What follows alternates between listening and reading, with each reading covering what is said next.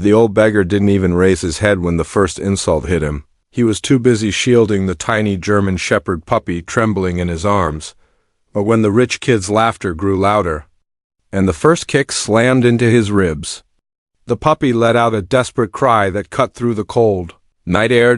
People watched. Nobody stepped forward. The boys circled him like predators, their boots crunching in the snow. Ready to take the pup from his shaking hands, the beggar whispered, "Please. He's all I have." They didn't care. Another kick came harder, crueler, but before the next blow could land, a shadow moved. A voice thundered behind them. "Touch him again, and you'll answer to me." The rich kids turned and froze. A Navy SEAL was standing there. Stay with us because this story will leave you speechless. Before we start, make sure to hit like, share, and subscribe. And really, I'm curious, where are you watching from? Drop your country name in the comments. I love seeing how far our stories travel. The winter street lay cold and unforgiving, its icy pavement dusted with old snow and silence. At the edge of the sidewalk, an elderly beggar sat hunched beneath a flickering streetlight, his thin coat barely holding together. His hands trembled, not just from the cold, but from exhaustion. Clutched tightly against his chest was a tiny German shepherd puppy, its small body shaking violently. The old man wrapped his arms around it, shielding the pup from the biting wind. Whispering soft words meant more for comfort than warmth.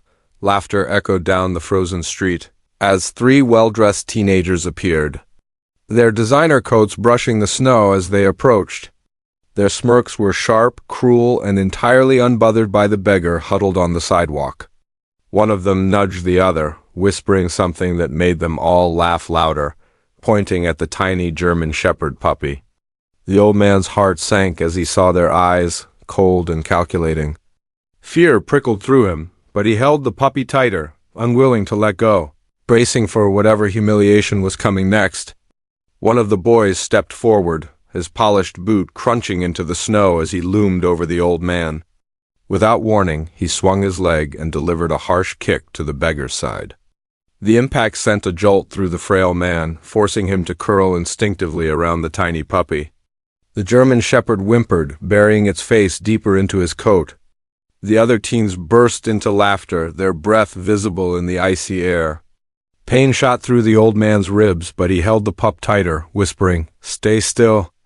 I've got you." The street was far from empty, yet it felt as though the world had turned its back.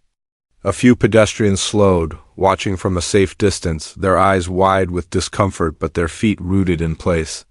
Some lifted their phones, recording quietly, too afraid or too indifferent to intervene. Cars passed without stopping, drivers glancing briefly before looking away. The old man trembled, not just from pain but from the crushing realization that no one was coming to help him or the tiny puppy in his arms.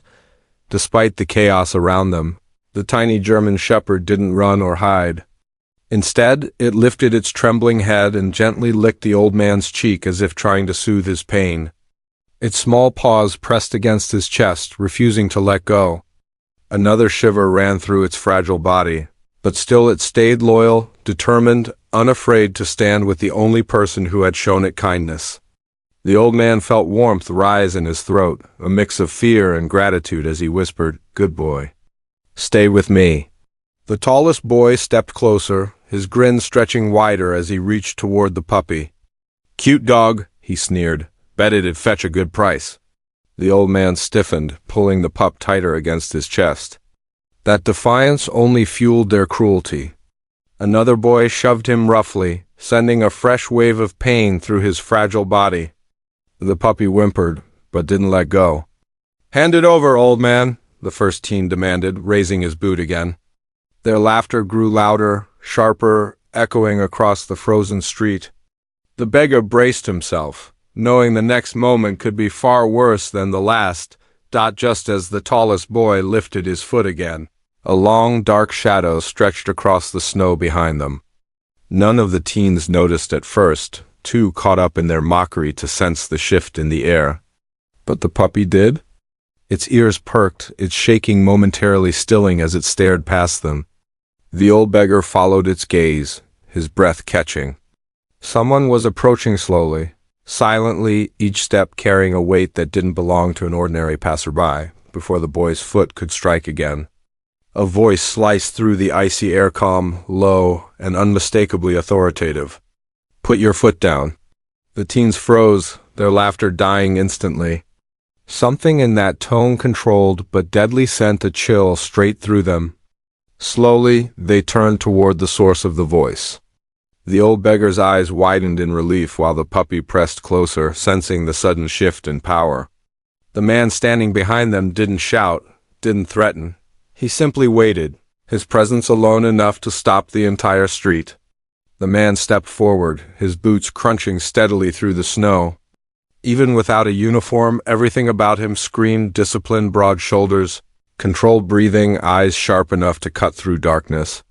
A faded Navy SEAL insignia peeked from the patch on his jacket, but it was his stare that made the teens stumble back.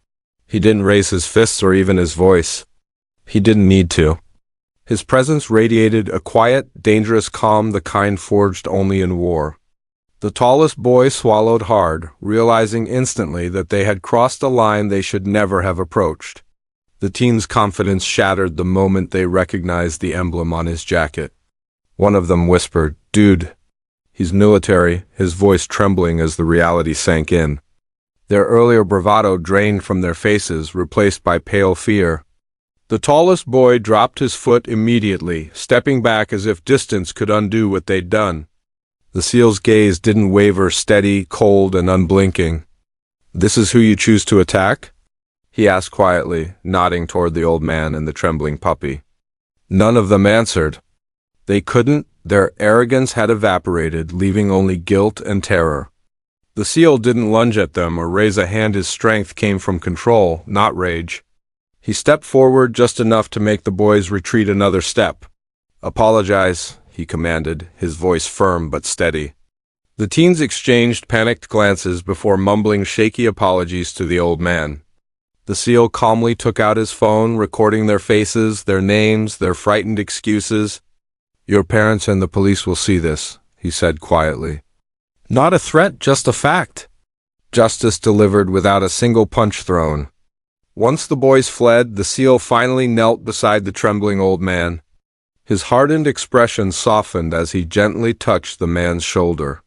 "Easy, you're safe now," he murmured. The puppy lifted its tiny head, sniffing him cautiously before letting out a soft whimper. The SEAL removed his jacket without hesitation, wrapping it around the beggar's frail body. He offered warm gloves, then a protein bar he carried in his pack. "Let's get you checked," he said quietly. For the first time that night, warmth not from the jacket, but from kindness reached the old man's eyes. As the SEAL helped him sit upright, the old man swallowed hard, his voice fragile but steady. "I wasn't always like this," he murmured, eyes drifting to the snow. The SEAL listened without interrupting. "I served long ago. Lost my wife after the war.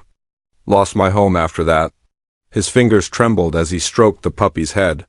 "Found this little one yesterday, shivering in a box. Couldn't leave him."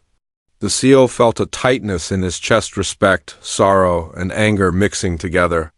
This wasn't just a beggar. This was a man life had beaten far more than those boys ever could. The SEAL rose to his feet and offered his hand. "Come on," he said gently. "You're not staying out here tonight."